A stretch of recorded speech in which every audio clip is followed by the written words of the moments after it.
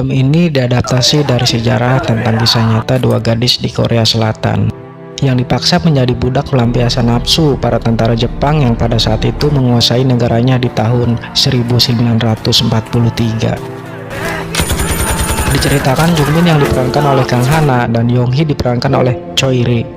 Dua gadis itu yang masih berusia 14 tahun diambil secara paksa dari keluarganya. Untuk lebih jelasnya lagi, mari kita langsung ke alur filmnya. Video ini mengandung konten spoiler sebelumnya, lebih bagus tonton dulu full filmnya. Cerita berawal dari sudut pandang Jungmin yang sedang bermain-main dengan teman sebayanya di sebuah hutan di wilayah Gyeongsang, Korea Selatan. Di situ Jungmin dan teman-temannya mengadakan permainan dan bertaruh jika menjadi pemenang berhak mendapat barang dari yang kalah. Kebetulan Jungmin adalah pemenangnya. Di pesawahan jalan setapak arah menuju pulang ke rumahnya. Jungmin berpapasan dengan ayahnya yang selama ini paling memanjakannya. Beberapa saat kemudian, mereka sampai di rumahnya. Selang beberapa menit, Jungmin diinterogasi oleh ibunya dan juga menghukumnya karena sudah mengambil barang milik temannya waktu ia bermain di hutan. Ibunya Jungmin itu sosok orang tua yang tegas terhadap anaknya ketimbang ayahnya yang selalu memanjakan Jungmin. Karena ibunya ingin mengajarkan agar Jungmin kelak menjadi wanita dewasa yang baik dan mendapatkan jodoh yang baik pula.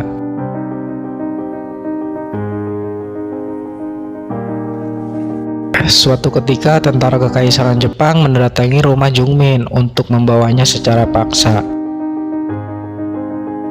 Di situ orang tuanya mencoba menyembunyikan Jungmin, tetapi Jungmin malah datang dengan polosnya. Ia ingin tahu maksud kedatangan para tentara itu. Dengan memberi waktu beberapa menit untuk mengucapkan selamat tinggal, lalu ibunya memberi sebuah jimat untuk keselamatan Jungmin. Para tentara itu akan membawa Jungmin ke Manchuria, daerah kekuasaan Jepang. Jungmin dijanjikan akan diberikan kehidupan yang layak. Sebenarnya orang tua Jungmin sudah mengetahui jika seseorang yang sudah dibawa para tentara Jepang sangat mustahil akan kembali pulang. Kemudian Jungmin pun dibawa diiringi tangisan kedua orang tuanya. Di gerbong kereta yang mengangkut Jungmin, ternyata sudah banyak para gadis yang dibawa dari berbagai daerah. Salah satunya bernama Yonghee, gadis berusia 15 tahun yang berkenalan dengan Jungmin di gerbong.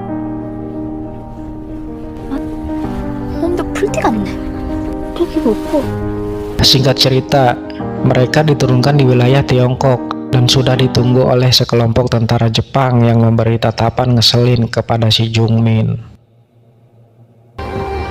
Kemudian Jungmin dan para gadis lainnya dibawa ke sebuah tempat, yaitu rumah bordil, di mana tempat para wanita menghibur para tentara Jepang.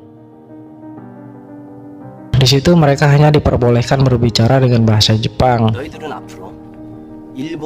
Lalu kemudian para gadis ditanya satu persatu usia mereka. Jungmin menjawab berusia 14 tahun. Alhasil langsung diseret untuk diperiksa kesehatan itunya. Lalu Jungmin dimandikan dan didandani. Sehabis itu Jungmin ditempatkan di sebuah kamar dan tiba-tiba masuk seorang komandan tentara di situ dan merayunya untuk berbuat. Jungmin yang ketakutan menolaknya. Semakin Jungmin meronta, semakin girang orang itu. Jungmin pun dianiaya, lalu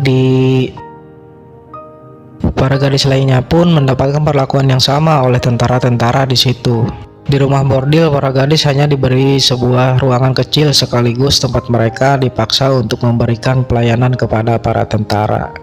Di hari berikutnya, para tentara kekaisaran dari kelompok lain mendatangi rumah bordil itu. Mereka meminta jatah giliran kepada pengurus. Salah satu prajurit yang mendapat giliran bernama Tanaka.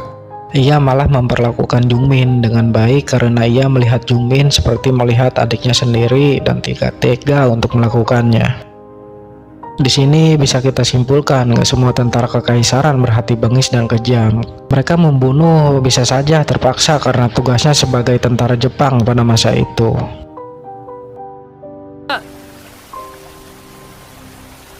Selain dipaksa menjadi wanita penghibur, para gadis pun dipaksa untuk bekerja layaknya laki-laki. Sampai-sampai Jungmin pun pingsan kelelahan. Ketika diperiksa di ruang medis, ternyata ia sedang datang bulan untuk yang pertama kalinya. Ketika suatu hari Jungmin bertemu lagi dengan tentara baik bernama Tanaka di belakang rumah bordil. Di situ Tanaka memberikan selembar peta jalan keluar untuk Jungmin melarikan diri dari tempat itu. Pada malam harinya, Jungmin bersama Yonghee dan dua gadis lainnya berencana melarikan diri. Di pelarian, mereka menggunakan peta pemberian Tanaka. Para tentara mengetahui bahwa ada gadis yang telah melarikan diri, sirine pun berbunyi, dan para tentara mulai melakukan pengejaran. Ternyata di posisi paling belakang seorang gadis bernama Okbun tersesat karena tidak bisa berlari akibat luka di kakinya. Tak lama kemudian tentara Jepang menangkapnya dan menginterogasi dengan siapa dia mencoba kabur. Tapi Okbun tutup mulut. Lalu para tentara pun memukulinya, di mana Jungmin dan Yonghee menyaksikan dari tempat persembunyian dan memutuskan kembali agar gadis-gadis lain tidak dibunuh. Singkat kemudian, para gadis-gadis di rumah bordil dan Jungmin yang sudah kembali berada di dalam kamarnya dikeluarkan, digiring ke lapangan untuk dihitung jumlah mereka. Di lapangan mereka mendapatkan hukuman yang tidak manusiawi karena dianggap tutup mulut atas percobaan pelarian temannya. Keesokan harinya, para tentara membawa beberapa gadis yang dianggap sakit-sakitan tidak bisa lagi melayani para tentara. Mereka diangkut truk dengan menjanjikan perawatan medis di tempat lain yang lebih besar.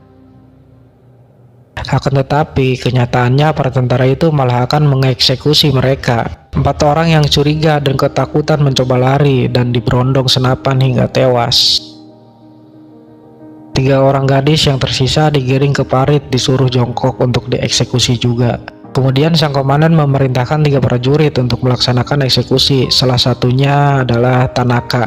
Ketika 2 prajurit mulai menembak para korban, Tanaka malah terdiam, gak sanggup melakukannya.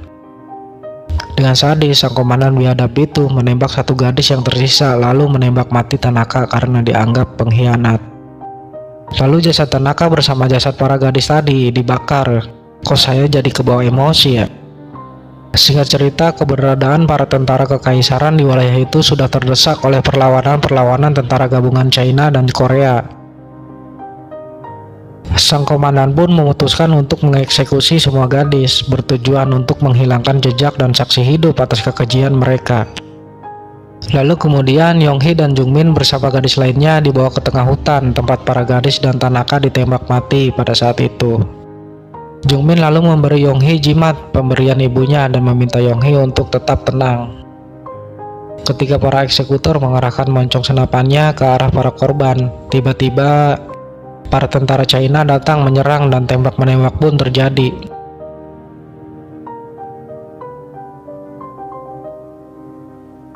Di situ para tentara Jepang membantai satu persatu para gadis.